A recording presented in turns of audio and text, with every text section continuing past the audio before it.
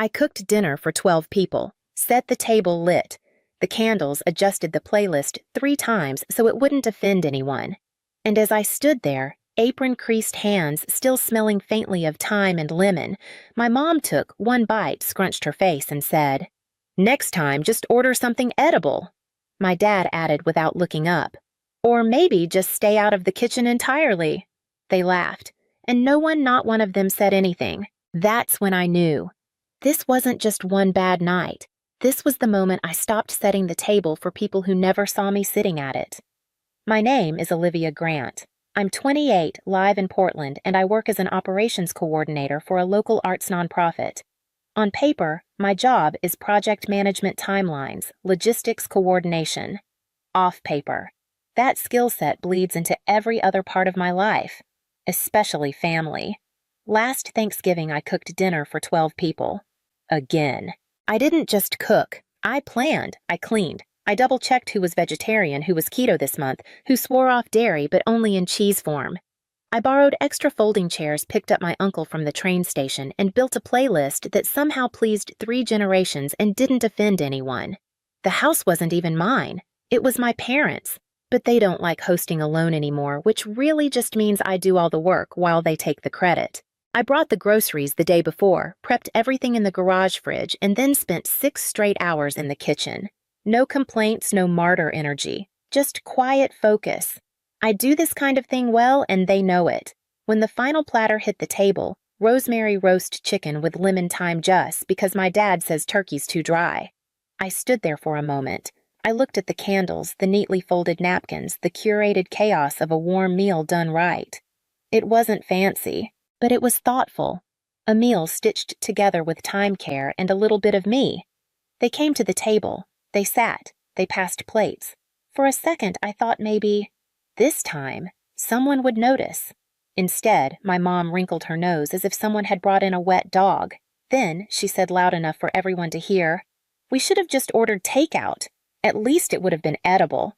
Someone chuckled. I don't remember who. Maybe my cousin. Maybe my dad. Maybe both. All I know is that my ears rang and my throat dried and no one, not one person, said anything in my defense. They just kept eating. I stood there behind my chair, hands still sticky from basting apron crumpled at my waist. And in that moment, something unhooked inside me. Not rage, not even hurt. Just a shift. A final click. Something inside me said, "Okay, then let them feed themselves next time." My mom didn't say it again. She didn't have to. The words were already cemented in the air, sharp and sour like vinegar left too long in a pan. My dad added without looking up, "Or maybe next time, just stay out of the kitchen entirely." He laughed as he said it, that casual, backhanded kind of laugh that people use when they're pretending it's a joke. But it wasn't a joke. Not really. Because he meant it. They all did. Every single person at that table, from my aunt with her second glass of Chardonnay to my brother who still expected me to iron his shirts when he visited, they heard it and they said nothing. I was still standing, still holding the serving spoon. I looked at them, 12 people eating food I made in a house I cleaned from a table I reset 3 times so it would feel more balanced. No one looked up. No one made eye contact. No one cared. I took a slow breath. Then I set the spoon down. I untied my apron, folded it in half, and draped it over the back of my chair like a surrender flag that wasn't quite surrender. And I said in a voice so calm it scared me, "Then you can pay for takeout next time." "Because I'm done." They laughed. Aunt Dana gave a little, "Oh, come on." My cousin Megan said, "You always take things so personally." Even my brother smirked. It's just mom being mom. But I wasn't taking it personally. I was taking it clearly. For the first time in a long time, I wasn't defending myself. I wasn't shrinking. I wasn't second-guessing whether I was overreacting. I just knew deeply that I had reached the end of my use. They didn't want me. Not really. They wanted the version of me who set alarms for the turkey, who remembered Uncle Jeff's allergy, who booked the group Airbnb and brought the table runners. They wanted the labor, not the person. I didn't throw a fit. I didn't storm out. I sat down and quietly ate a few bites of the salad I'd made with roasted squash and pomegranate seeds. No one noticed that I didn't refill anyone's drinks. No one asked why I didn't bring out dessert. They assumed I'd reset. Reboot. Re-engage. But that night, as they swirled wine and passed jokes over a meal they didn't lift a finger to create, I was already plotting my exit, not from the room, from the role. After dinner, I cleared my own plate, just mine. I left the other dishes where they were. Chicken bones, empty salad bowls, glasses smeared with fingerprints. I didn't reach for the sponge. I didn't hover by the sink like I always did, waiting for someone to notice to say, "Sit. Olivia, we've got this," because they never did. And I was done pretending that someday they would. I slipped upstairs to the guest room. The door creaked same as it had since I was 17, but this time I didn't close it out of politeness. I closed it like punctuation, like a line being drawn. There was no drama, no slamming, just the soft click of a door finally serving its purpose. I pulled out my laptop, logged into my Airbnb account, canceled the reservation for the family Christmas cabin in Bend, the one I'd booked 6 months ago in my name on my card, with their "we'll settle up later" texts still sitting unread. Next, I opened the ski resort website, canceled the New Year's booking, gone. Then, I opened the shared Google Drive, the one titled Holiday Planner, Olivia. Inside, itineraries, menus, flight confirmations, group chat archives, budget tabs, and contact lists. I didn't even hesitate. Select all, delete, no backup. No draft folder, no explanations. I moved to the group chat, the one where everyone dropped their demands with quick question or, "Can you just real fast?" I didn't say goodbye. I just left. I didn't rage quit. I reclaimed. Back downstairs, they were still laughing, still drinking. Someone had put on music. My mom called up Livy dessert. I replied evenly, "There's tiramisu in the fridge. Help yourself." That was it. She didn't come up. She didn't ask why I sounded distant. She didn't notice that something massive had just shifted beneath the surface. Because they never notice. But this time, they'd feel it not in my voice, not in my expression, but in the work I didn't do. In the trip that didn't happen. In the spreadsheet that disappeared. In the silence I left behind. It didn't start with Thanksgiving. It started years ago, quietly, steadily, like a slow leak beneath the floorboards. You don't notice it at first. Then one day your footing's gone. I've always been good at managing things. That's what they said. Not with admiration, but expectation. I was the easy daughter. The one who didn't rebel, didn't demand, didn't crumble. The one who knew when to send thank you cards and which uncle didn't like cilantro. When I was 10, I set the table while Mom panicked in the kitchen. At 13, I packed for family trips, not just my own suitcase, but my brother's too. At 21, I coordinated Dad's retirement party, RSVPs, catering, music speech order. I was still in college. They called it helpful. They called me our little rock. But rocks don't get asked if they're tired, they just get stepped on. When my brother got married, I basically ran the wedding. The bride wanted a minimalist woodland theme. My mom wanted lace and crystals. I was the buffer, the planner, the glue. I built the schedule, organized the rehearsal dinner, managed the hotel block. On the day of the ceremony, someone handed me a walkie-talkie and said, "You're the only one who can keep this from falling apart." I smiled, like I always did, because it felt good to be needed until I realized being needed was the only reason they kept me close. No one ever asked how I was doing. They assumed I was fine because I made things fine for everyone else. Even my birthday was a logistics job. Last year, I got a text from my mom. "Can you book something for brunch on your birthday? You know what places you like." I did it, made the reservation, paid the deposit, sent the calendar invite. When we got there, she complained about the coffee. Dad handed me his phone and asked me to take a family photo and never passed it back so I could be in one. There was no malice. That's the part that hurts the most. They weren't cruel. They were careless. They built a whole rhythm around me being the default, setting the one who'd say yes, who'd follow up, who'd absorb the stress so no one else had to. But at some point, helpful becomes invisible, and invisible turns into disposable. And this time, after dinner, after the silence after that sentence, at least it would have been edible. I finally understood. They didn't just take me for granted. They built their lives around it. And I was done being the scaffolding for people who never looked up to see what was holding them together. The morning after Thanksgiving, I woke up early. Not out of habit, but out of clarity. The house was quiet. Downstairs, I could hear the soft clatter of someone making coffee. Probably my dad still thinking I'd be the one to organize the leftovers into labeled containers. But I didn't go down. Instead, I opened my laptop and began. First, the Christmas trip. Canceled. Airbnb gone. Confirmation email deleted. Next, the New Year's ski weekend. It had taken me weeks to find a place that fit everyone's needs, walking distance to the lifts, pet-friendly, not too rustic for my aunt, not too modern for my mom.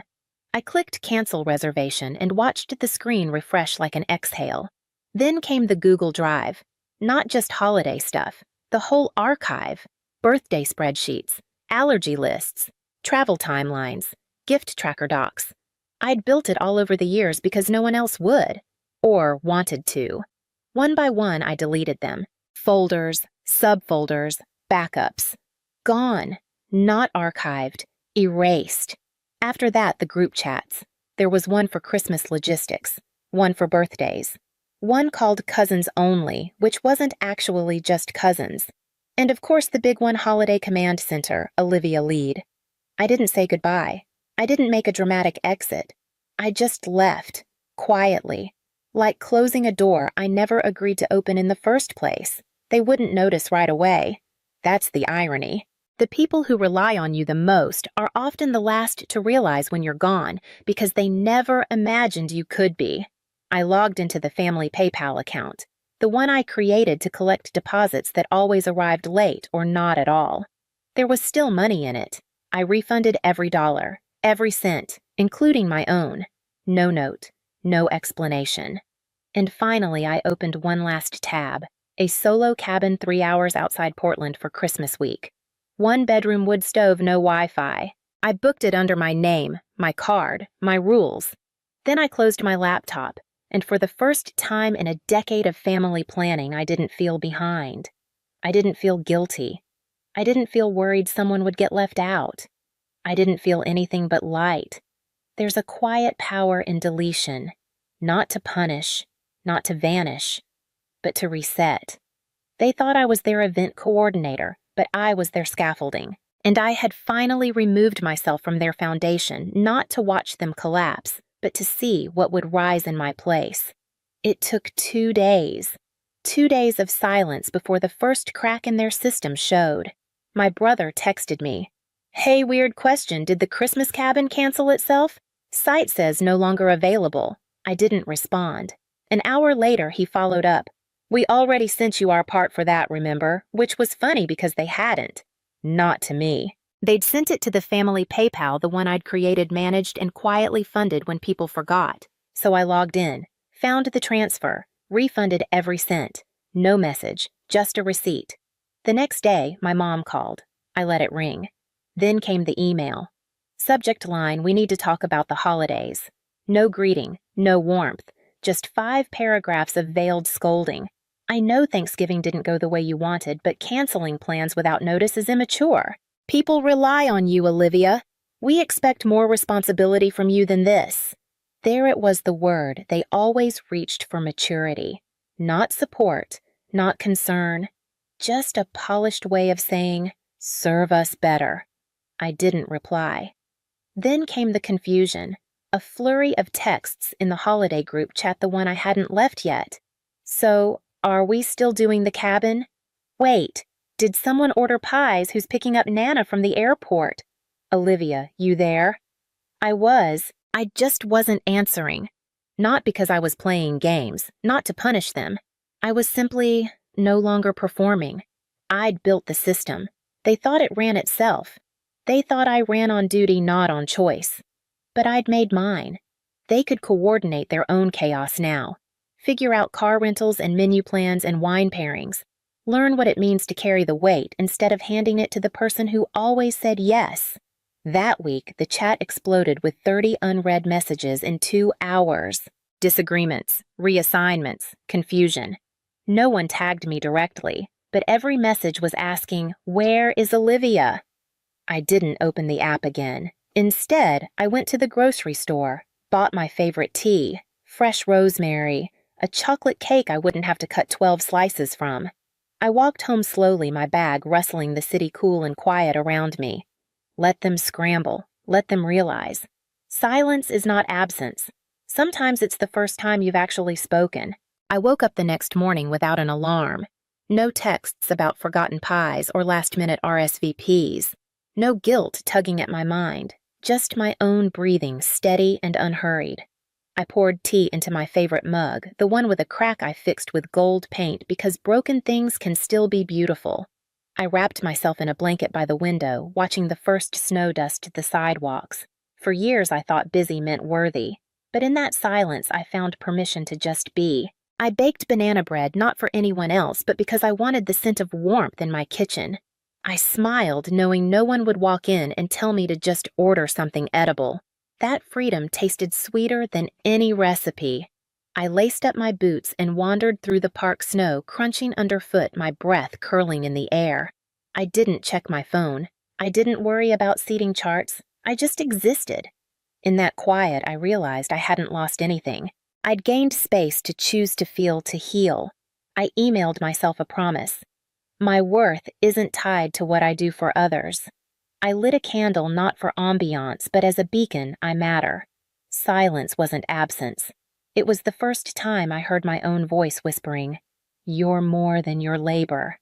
I still have the apron, soft from years of use, a faint cranberry stain near the pocket from a holiday long past. I washed it, folded it, tucked it in a drawer I rarely open. Not to wear again, but to remember the moment I chose myself. They didn't apologize. Not really. Weeks later, a few texts trickled in. "We missed you," or "wish you'd been there," but no one acknowledged what they'd taken, what they'd expected, what they'd ignored. And I wasn't waiting for their clarity to find mine. This Christmas, I sat at a table for one. A candle, a plate, a stew I made because I wanted to. Snow fell outside my cabin window. I read. I rested. I remembered who I am when I'm not being useful. I don't know how their holidays went. My brother texted once annoyed, saying they scrambled to book a last-minute Airbnb and argued over who'd pay. Mom emailed about tradition, but it felt more like a plea for me to return to my role. They're learning slowly what it means to carry their own weight. Some are managing, others are floundering. I don't need to watch to know they'll figure it out or they won't. Either way, it's not my load anymore. As for me, I'm imagining a future where my energy goes to what lights me up. Maybe I'll take a pottery class, travel solo, or just keep baking for myself. I'm not done with family forever, but I'm done being their default. If we rebuild, it'll be on new terms, where I'm seen, not just needed. To anyone who's been the planner, the fixer, the quiet glue, your value isn't in your availability. Your worth isn't in carrying what others won't. You don't have to burn yourself down to keep others warm. Sometimes the most powerful thing you can do is put the apron away and let them feel your absence. Not to punish, but to free yourself. Because silence isn't weakness, and walking away isn't abandonment. Sometimes it's the beginning of peace.